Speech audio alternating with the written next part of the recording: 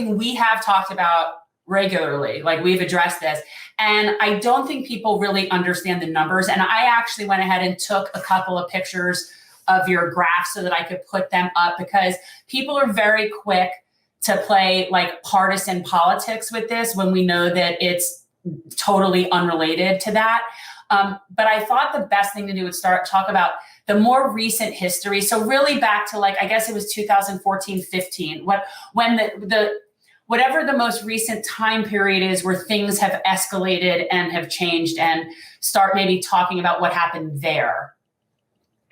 Sure. So the Saudi-led war on Yemen just turned 7 years old at the end of March, which is why RJ brought me on. And there were these efforts to try to reintroduce a war powers resolution, which members of Congress have committed to doing.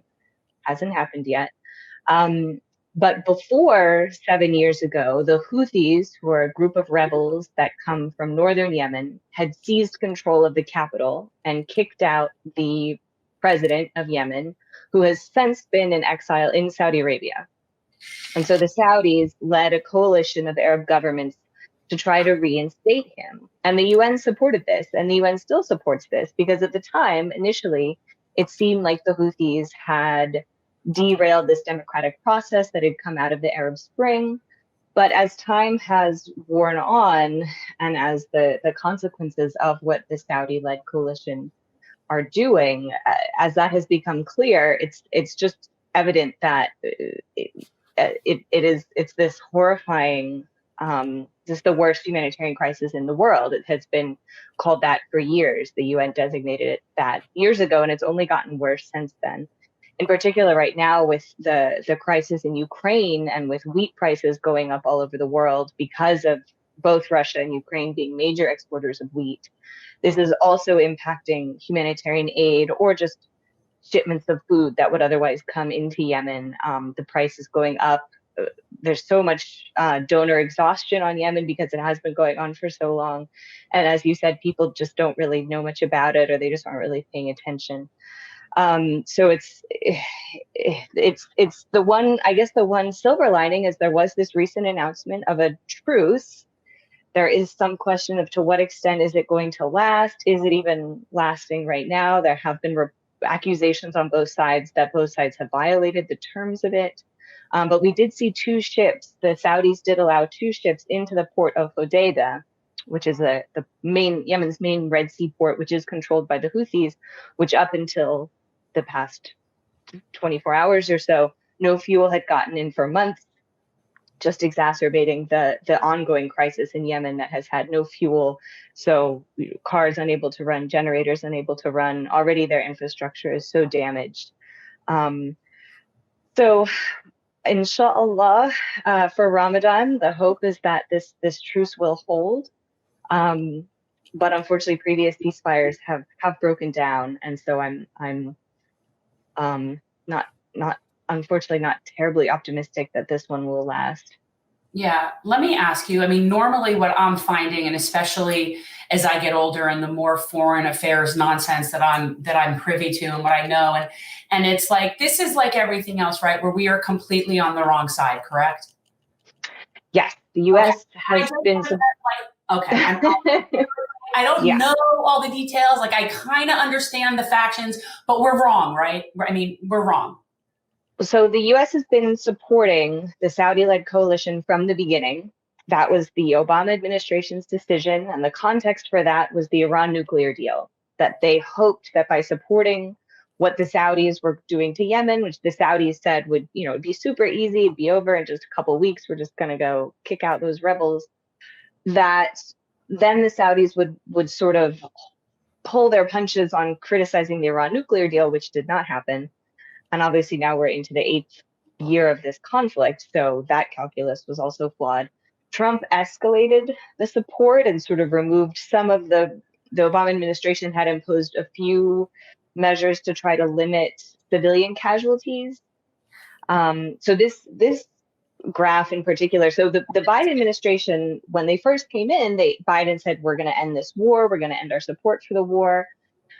And instead, what we've seen is them continuing to support the Saudis. They sold the Saudis over $1 billion in new weapons just over the past year. They had paused 2 sales, but then allowed those sales to go through. Here, I think I have that here. I think I have it next to the UAE one. But yeah, this is what you're talking about right here, like our sales. Yes, so people can see the U.S. weapons sales to Saudi Arabia were massive under the Obama administration. In particular, in 2015, after this time when Obama had negotiated the Iran nuclear deal and had said to the region, to the Saudis, look, you guys need to figure out a modus vivendi with Iran, and we're washing our hands because we've solved the nuclear question. And yet they were flooding the region with these weapons. And then again, we saw that during Trump. And at this point, some weapons experts have said there's just not a whole lot left to even sell the Saudis. Whereas to the UAE, we did see a huge spike in sales after the Abraham Accords, and in particular, the agreement to sell them the F-35s. That's kind of on the rails right now because of concerns about maybe China gaining access to U.S. military intelligence because of their partnership with the UAE. But there are a lot of other sales going through.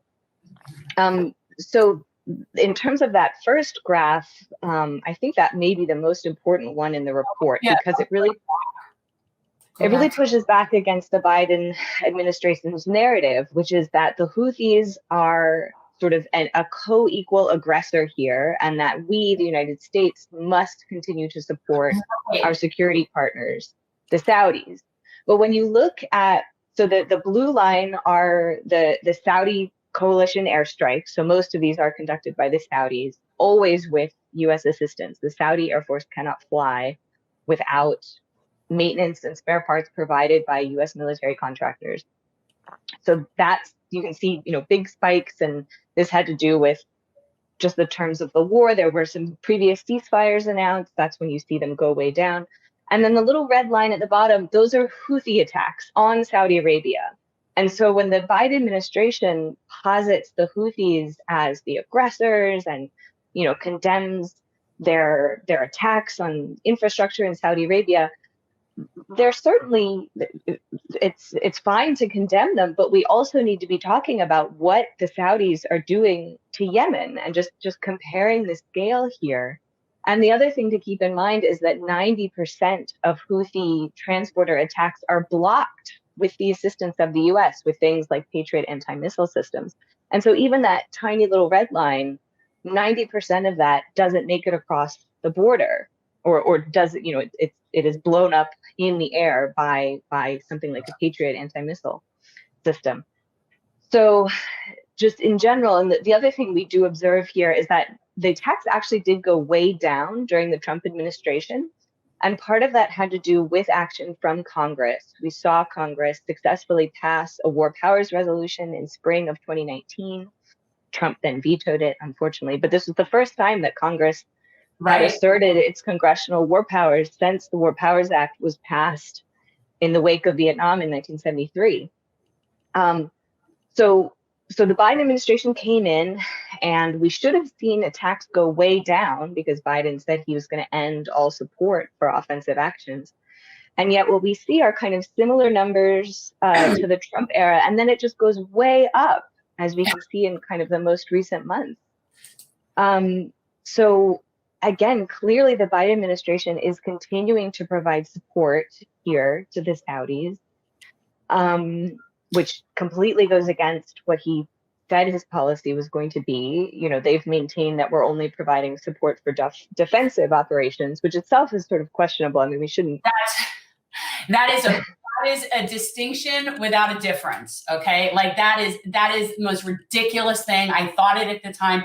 This discrepancy here to me is very similar. Like that's how I think about like in Israel. That's kind of like the disparity that we're seeing here, and yet that's what's put out as, oh, it's the Houthis, they're the problem. No, they're clearly not the problem. Thanks for watching. If you want to support our mission to transform politics into service, please like this video, subscribe, follow us on social media, and consider joining our Patreon, where you'll get early access to our interviews as well as other exclusive content. Links are in the description. Peace out.